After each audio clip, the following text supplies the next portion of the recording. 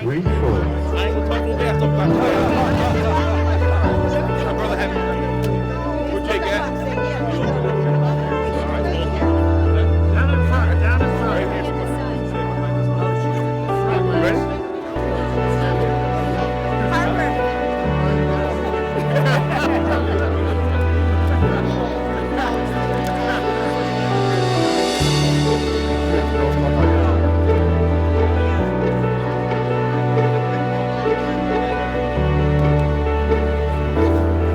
Which one? What's that? All right, I need more speaker behind me too. Yeah, Jack. You speaking, right? You should be behind me. I got you. Okay. All right. The girls, right?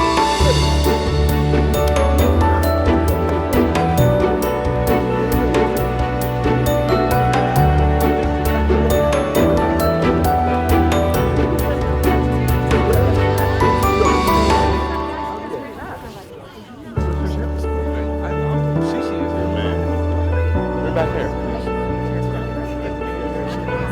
Back here. Good.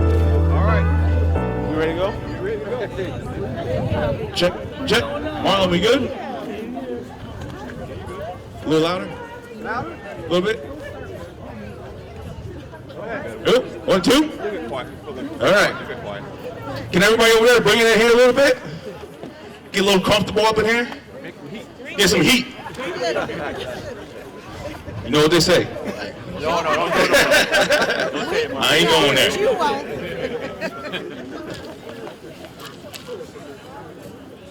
All right, let's get started. First of all, I want to thank all of you for coming out for this historic street dedication to my parents, Barbara and Jake Walthour. We truly appreciate all the love and support from the community.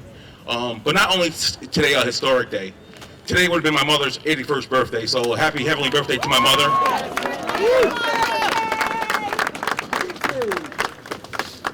You know, I told myself I wouldn't cry today, so I got tissue in my pocket just in case one of you cry. 'Cause I don't plan on crying.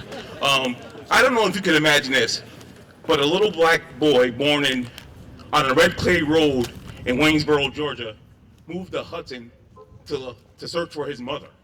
And when he got here, he found love from a beautiful young lady in Catskill, New York, who was my mother. The two of them got married, and even though they weren't formally educated, I don't know if you knew that, my dad left school in the 8th grade so that he can raise money for him and his sister to move to Hudson to find their mother.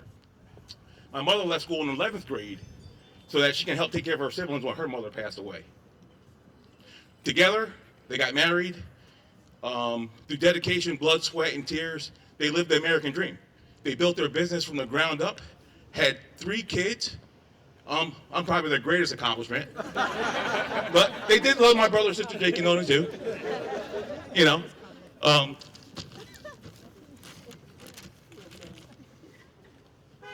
So yeah, and with this weekend being Thanksgiving, the most asked question to anyone, and you know this, is what are you most thankful for? Well, for 50 years for me, this hasn't changed. Out of 8.2 billion people on this planet, God selected me to be their son, and that's what I'm thankful for every day. So I appreciate God, I appreciate all you, but that's what I'm thankful for. I was selected to be their son. And I'm also grateful for Greg and Elena Mosley from Operation Unite, who've seen this project through from start to finish, so we appreciate you. Behind me, I have Mayor Kamal Johnson, the City of Hudson. Thank you for your support, unwavering support all the time. Common Council President Tom DePietro back here, thank you for your votes and your people. And we'll kick this thing off with something from the Mayor, Kamal Johnson. Good afternoon, good afternoon. I'm emotional seeing this turnout. This is crazy. This is a historic day. One of the first times we've ever been able to do something like this, and for 2 amazing people that really helped transform our community. The stuff that they did was able for someone like me to be mayor in this community, so I'm excited. I was honored to talk at both of their funerals. I was honored to work with them on different projects when they were alive. And, as I said at Barbara's funeral, I was scared to death of Barb. She was so nice, but she just had this serious look that like you just didn't want to play around. So whenever I partnered with them, we made sure we brought our A game every time. Myself, Vern Cross over there, we did an event for a young man that passed away in our community with them, and in one night, I think we raised $30,000 partnering with the Walthours, and I was definitely proud to be able to be here today to see this historic moment. I thank the family, I thank everybody for showing up, and I can't wait till we see the sign. So, thank you, everyone. Thank you. Hudson Common Council President, Thomas DePietro. Thank you. I'll be brief, but 3 years ago, the Common Council voted to begin naming streets after prominent citizens. And I think it's great and appropriate that the first one ever is this street dedicated to the Walthours. And it began largely with an effort by Greg Mosley, who kept bugging me about moving it forward. And then we had to figure out how to do it because it was the first time ever. But I'm glad to say it's finally done. Thank you. Thank you, Tom, for your support. Also, I don't see, Dominic Moranti here is also from the Common Council, who gave us his support. Now, Moranti from the Moranti store, if you're from Hudson. No, I Oh, can't hold talk. on. Here we go. I can't talk. Right here. Oh my goodness. I can't talk. I'm going to get emotional too. Well, being so close, growing up in 3rd and Columbia, and, seeing Jake and Barbara almost every day at the store, and being in this neighborhood, there I go. I wish my parents were here to see this. I think they'd be very proud. Thank you. Thank you, Dominic. And I'll bring up the oldest granddaughter, Shariah Walthour. Oh, sorry. Jake's youngest daughter. Hi, I'm Sheris. My grandma was more than just a role model. She was a reflection of everything I aspired to be. Every time I looked at her, it felt like I was looking to a mirror of my future self. Her resilience, entrepreneur spirit, and boundless care of others were qualities I saw and wanted to embody. My grandparents built a life of purpose and impact, working tirelessly, not just for themselves, but for me and our family. My grandpa's commitment and dedication inspired my drive, and my grandma's kindness and boss mentality filled my passion for helping others. And her legacy reminds me to work hard, not just for myself, but for the future generations looking up to me. Now, you can tell we're from different generations. I got paper and pen. They got phones. So. All right, Shariah Walthour. At the end of it all we can leave here is our legacy and impact. Impact goes beyond blood, but leading with that, I've seen my grandparents' focus, consideration, and even slight stubbornness run through generations. For years, I watched my grandma boss people around in the best way to create moments between family and friends and fostering communities, filling bellies. These are moments that we'll never forget. My grandpa instilled true hard work, starting the day early, family dedication, and long car cruises in so many of us. Legacy goes beyond technical blood relation. It's something as simple as the fact that we can all stand here and think of a time that Jake and Barbara Walthour touched our lives, and even beyond afterlife, they're still creating moments that bring us all together like we're here today. All right, thank you. All right, thank you. I'll bring out my oldest sibling. Where's Nona? Behind you. I won't say by how many years, but she's my oldest sibling. We can say it's 10 years. Let me just start out by saying my Aunt Jackie couldn't be here today, and if I don't acknowledge her, I'll be in trouble, never too old for a whooping. She sends her blessings and prayers and hellos to everybody, and she's very happy for today. We stand here today, united in purpose and memory, to dedicate the street. Thank you for sharing this day with the family of Barbara Ivory Walthour and Jacob Walthour Sr. Family and friends, we are so appreciative of your presence. I really appreciate everybody being here today. Today marks a significant milestone for our family in the city of Hudson. It is also Mom's birthday. As we dedicate this space, let us be reminded of the importance of family, friends, and community. Unknown to many, my parents did not have the easiest journeys, yet accomplished so much and touched so many lives in the community and in Catskill. As their children, we were very fortunate to have 2 supportive parents, and as for the grandchildren, 7 in total. They were just downright spoiled with a capital S. Mom lost her mother at the age of 17 and became the matriarch to her siblings. And Dad lost his father at a young age and became the patriarch, helping his siblings. In addition to assisting with their siblings, they started their own family, all born and raised in Hudson. Nona, the only daughter. Mark, the baby, the sure one. And Jake, Mr. Determination, and I can. We all differ in our own ways. However, one thing we have in common and was poured into us from our parents is work ethic and a love for the community. I say it loudly and proudly, we love this city of Hudson. Today, I am truly overwhelmed with gratitude and love and would like to acknowledge our sincere thanks to whom in my eyes are the community. Mayor Johnson, I couldn't be prouder of you. Common Council, HPD, Operation Unite, and many more, and especially all of you. Please continue to support Hudson, support our community events, even if it's just for an hour to attend these events. Let's make a difference, and we don't want to see our old memories disappear. Let this town continue to be our home, community, and memorable in our hearts. Thank you. Thank you. Now I bring up my big brother, Jake Walthour Jr. You got 2 minutes. He can be long-winded. I got to give him a time limit. Look, they've already said it all, so I don't have to say much. I don't think you were the favorite, though. Because I don't even think you learned how to serve drinks. Like, you weren't making fuzzy navels and rubbing cokes and all that stuff like we were back in the day. None of that. I work smarter, not harder. Okay, all right. Wow. These streets, I got to tell you, I mean, growing up here was super, super special. And it was really super special because of all of you that are here. As I look around, I see some of my parents' peers, Faye, Miss Emma, Miss Grandinetti, Miss Deinhardt, Miss Huber, a bunch of others. I'm so glad you're here. And I know that you all knew my parents in some ways better than we did. But, you know, I really wish they could be here today in person. I know for sure that they're all here in spirit and that they lived through a lot of us. I feel truly, truly blessed to have been their child. You know, we all think we have the perfect parents. I think I had the perfect parents for me.